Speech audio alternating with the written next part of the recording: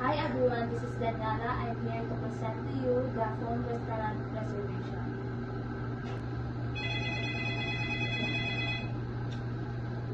Thank you for calling. This is CHM Restaurant. This is Daniela. How may I help you? I would like to make table reservation, please. Certainly, who I am speaking to. Miss Shane. May I spell out your name? Shaynne.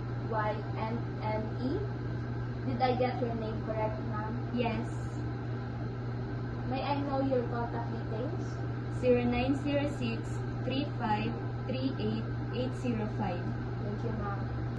Ma'am Shane, should I make your reservation under your name? Yes, please.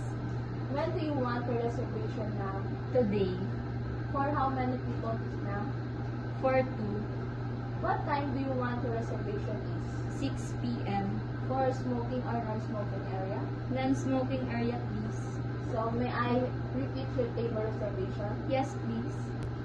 You have your table reservation at 6 p.m. today, May 24, 2024, for 2 person only in the non-smoking area under your name, Ma'am Shane, with the contact number of 0906-3538-805. Is that correct, ma'am?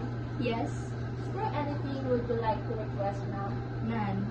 Okay. Ma'am Shane, thank you for patronizing City Asian Restaurant. We're looking forward to welcoming you. Thanks.